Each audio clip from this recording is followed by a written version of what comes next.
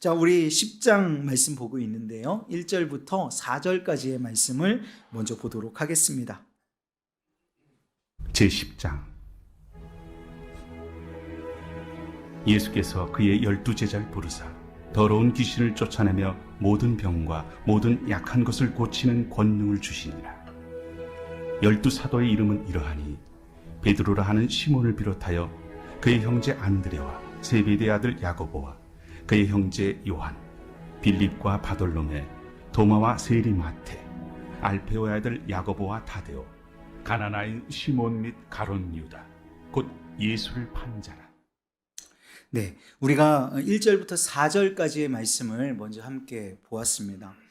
어제, 그러니까 오늘 10장 1절 말씀에 들어가니까요, 어제 9장 말미 말씀에 우리를 향하신 하나님의 마음은 어떤 것일까? 그것이 불쌍히 여기심, 다른 말로 긍휼하심이라는 사실을 말씀을 통해서 우리는 알 수 있었습니다. 9장 말씀에 이런 말씀이 나오거든요.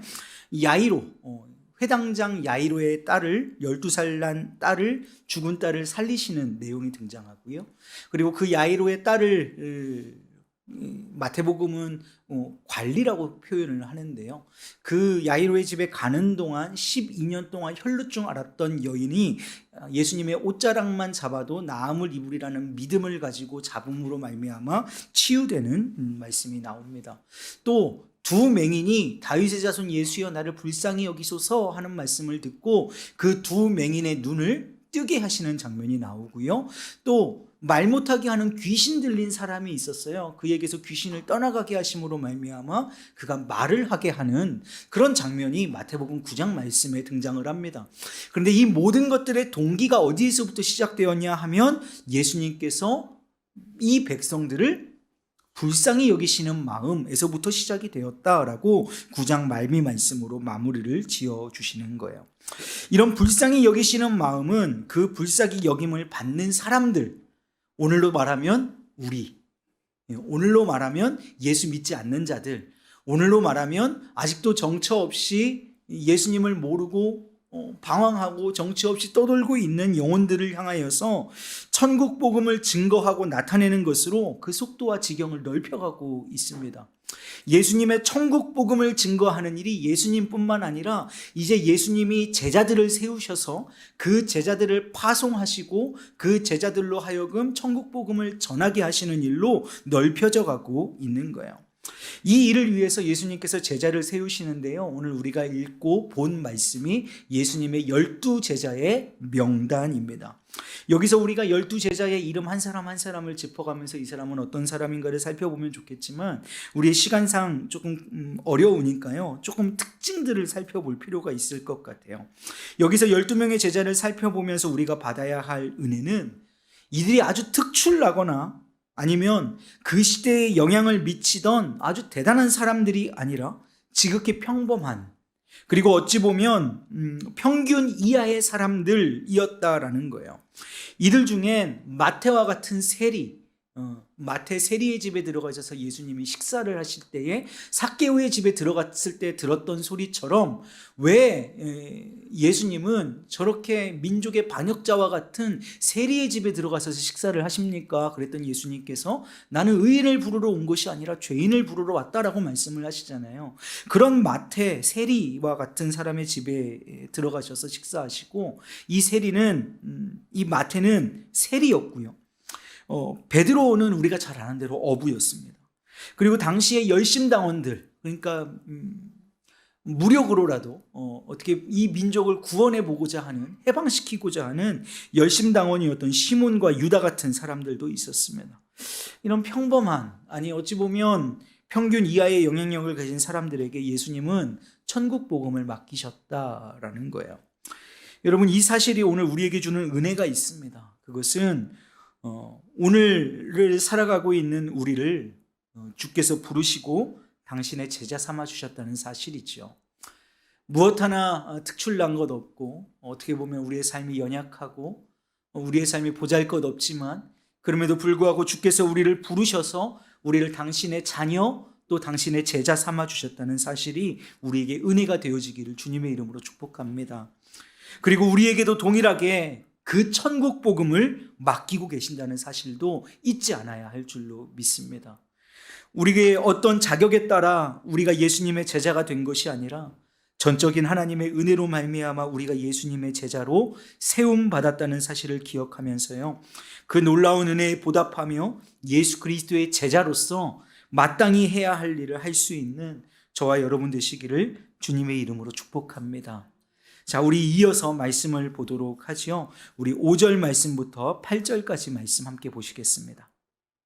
예수께서 이 12를 내보내시며 명하여 이르시되 이방인의 길로도 가지 말고 사마리아인의 고을에도 들어가지 말고 오히려 이스라엘 집에 잃어버린 양에게로 가라. 가면서 전파하여 말하되 천국이 가까이 왔다 하고 병든 자를 고치며 죽은 자를 살리며 나병 환자를 깨끗하게 하며 귀신을 쫓아내되 너희가 거저 받았으니 거저 주라. 우리가 그리스도인으로 예수님의 제자로 부르심을 받았다고 말씀을 드렸어요. 그래서 그것에 그리스도의 제자로 마땅한 삶을 살아가자라고 말씀을 드렸습니다. 그러면 그 그리스도의 제자로서 우리가 살아내야 할 마땅한 사명은 무엇인가요? 바로 그것은 전도와 선교인 줄로 믿습니다. 이 전도와 선교의 사명을 주시면서 예수님께서는요, 이 전도하고 선교해야 할 대상을 정해 주십니다. 오늘 말씀은요, 그것이 이방인도 아니고 사마리아인도 아니고 이스라엘의 집에 잃어버린 양들이라고 말씀을 하십니다. 이것은요, 이스라엘 백성들만 당시에 복음을 들을 수 있는 자격이 있어서가 아닙니다. 이스라엘 안에서 먼저 복음이 전해져야만 그 전해진 복음이 사마리아로 또 이방으로 확장되어 나갈 수 있기 때문에 먼저 예수님이 이 땅에 계실 때에는 이스라엘인들에게 먼저 복음을 전하라고 말씀하신 것입니다. 이후에 예수님께서 십자가에 죽으시고 부활하신 후에 승천하실 때에 사도행전 1장 8절 말씀을 통해서는 반대로 이렇게 말씀하세요. 오늘은 이방인도 아니고 사마리아인도 아니고 오직 이스라엘의 잃어버린 양들에게 가라라고 말씀을 하셨지만 사도행전 1장 8절에서는 오직 성령이 너희에게 임하시면 너희가 권능을 받고 예루살렘과 온 유대와 사마리아와 땅끝까지 이르러 내 증인이 되리라고 말씀을 하셔주셨어요.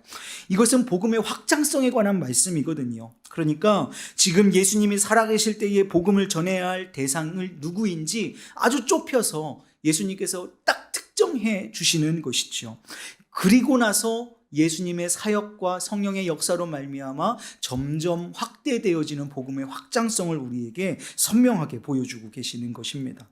우리 교회와 또 속한 우리의 삶에도 우리가 복음을 전해야 할 선명한 대상들이 있습니다. 지금 우리에게 가장 가까이 있고 우리의 삶에 근접한 그 사람부터 복음을 전해야 합니다. 그리고 우리 교회가 선교하고 있는 우리 선교사님들과 그 선교사님의 가정을 위해서 기도로 동역해야 할 줄로 믿습니다.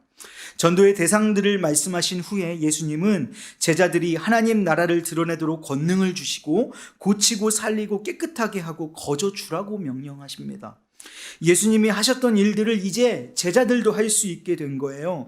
병든 자를 고칩니다. 죽은 자를 살려요. 나병 환자를 깨끗하게 하고 귀신을 쫓아내는 능력을 힘입습니다. 다 예수님이 하셨던 일인데 이 능력이 제자들에게도 임했다라는 겁니다. 그러면서 이렇게 정리하십니다. 거저 받았으니 어떻게 하라? 거저 주라. 여러분, 우리가 받은 구원이, 우리가 받은 은혜가 거저 받은 것이라면 이것을 또한 거저 흘려보낼 수 있는 삶이 제자의 삶일 것입니다. 예수님의 제자라면 예수님으로 인해 얻은 우리의 삶에 나타나는 권능을, 예수님으로 말미암아 우리에게 주어진 능력을 우리 스스로의 이익 추구의 수단으로 사용해서는 안 될 것이에요.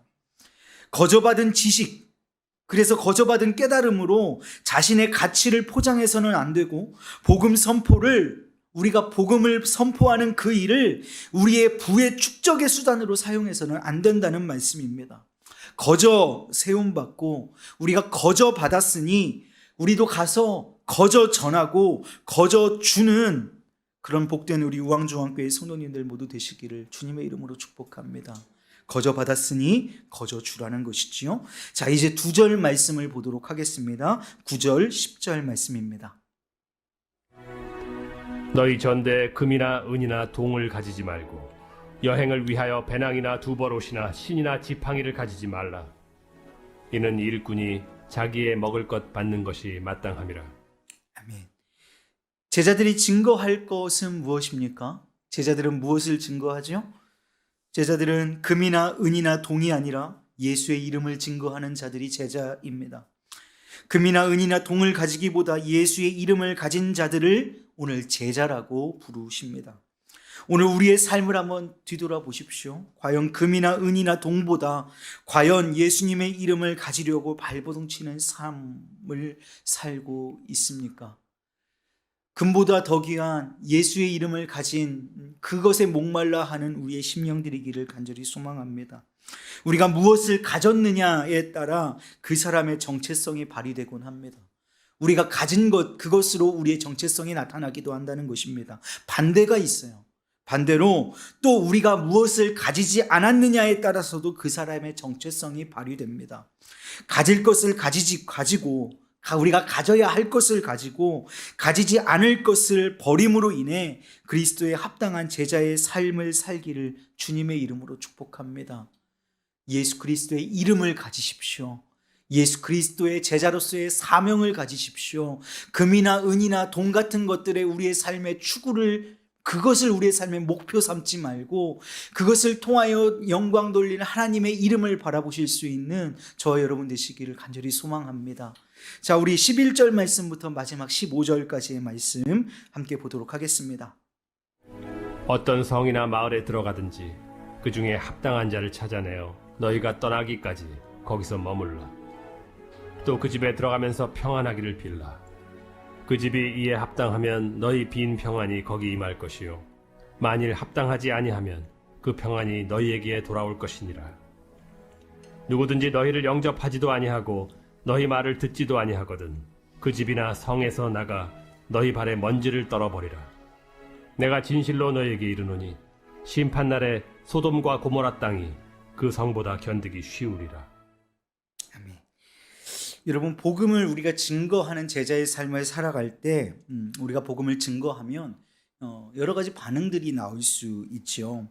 그러나 복음을 받는 사람들이 우리를 환대하든지 박대하든지 평안을 받아들이든지 때로는 평안을 거절하든지 제자라면 복음을 전하는 발걸음을 멈추지 않아야 한다라고 오늘 성경은 우리에게 말씀합니다. 여러분, 우리는 그 하나님 나라의 복음을 전하는 자일 뿐입니다. 그 복음을 전할 뿐, 그 복음을 받은 자와 받지 않는 자에 대한 심판에 있어서는 그것은 아버지께서 하실 일이라고 말씀하고 계시는 거예요. 심판은 아버지께 있으니 그래서 우리는 듣든지 아니 듣든지 복음을 증거하는 제자의 삶을 살아야 한다고 오늘 말씀은 우리에게 말씀하고 계시는 것이죠.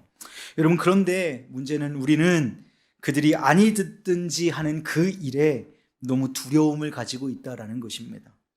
그러나 오늘 말씀을 기억하십시오. 그들이 아니 듣는 일은 우리에게는 그저 발에 먼지를 떨어버리는 일일 뿐 모든 심판은 주님의 소관이므로 오늘도 복음 증거하는 입술이 쉬지 않는 저와 여러분이 되기를 주님의 이름으로 축복합니다. 오늘 말씀을 갈무리해 보도록 하죠. 우리 청년들과 이렇게 단락별로 말씀을 읽어가면서 말씀을 해석하고 그 안에서 우리들이 누려야 할 은혜의 포커스들을 맞춰갑니다. 여러분, 예수님의 긍휼의 마음을 가지고 우리가 거저 세움받아 이 땅에 추수꾼으로 보냄을 받은 우리를 무엇이라고 부르냐면 우리를 예수님의 제자라고 부릅니다. 이 제자들에게는 증거가 있습니다. 우리들이 예수님의 다 제자로 부르심을 받았잖아요. 이 땅을 살아가면서 우리가 예수님의 제자된 것에 증거들이 나타난다고요. 그 증거는 어떤 것이냐 하면 우리의 입술에 예수를 증거하는 그 입술이 우리 가운데 있는가 하는 거예요. 예수님께서 우리를 제자로 부르신 이유가 뭐예요? 나아가서 하나님 나라 복음을 전파하라는 것이죠. 그러면 우리가 제자 되었다면 우리가 제자된 증거 그 첫 번째는 어디에서 나타날 수 있느냐? 우리의 입술에 하나님 나라 복음이 증거되고 있는가? 우리로 인하여서 하나님 나라의 복음이 전파되고 있는가를 보면 우리가 예수님의 제자인지 아닌지를 알 수 있는 것이죠. 우리가 예수님께 받은 것으로 예수를 증거하면 그 사람은 예수의 제자일 것입니다. 또 예수님께 받은 것으로 자신의 진리를 추구하는 그런 사람은 예수님의 제자가 아닐 것이에요. 그렇기에 우리는 예수님의 제자는 진정 가져야 할 예수의 이름을 가진 자요, 또한 가지지 말아야 할 것은 과감하게 던져버리는 자일 것입니다. 아까 우리 찬양했던 것처럼요, 내 안에 천박함, 내 안에 교만함, 내 안에 거짓됨, 이런 것들을 벗어버리는 자가 예수님의 제자라고 말씀하고 계시는 것이죠. 그렇기에 여러분, 우리가 듣든지 아니 듣든지 우리가 복음을 전하는 그 대상의 반응에 관계없이 천국 복음을 끝까지, 제가 주일 2부 예배 때 설교 시간에도 말씀드린 것처럼 여인이 그 동전 하나를 찾기까지 부지런히 끝까지 찾기에 열심을 다했던 것처럼 우리들도 그렇게 반응에 상관없이 끝까지 복음을 전하는 자, 그들을 예수님의 제자라고 성경은 말씀하고 있는 거죠. 사랑하는 여러분, 말씀을 정리하겠습니다. 우리는 예수님의 제자인 줄로 믿습니다. 우리는 예수님의 제자입니다. 그 제자에 합당한 삶, 그 제자들을 함께 걸어가는 제자의 증거를 가진 복된 우리 의왕중앙교회 성도님들, 특히 오늘 큐티로 함께하고 있는, 영상으로 함께하는 우리 청년들, 학생들 되기를 주님의 이름으로 축복합니다.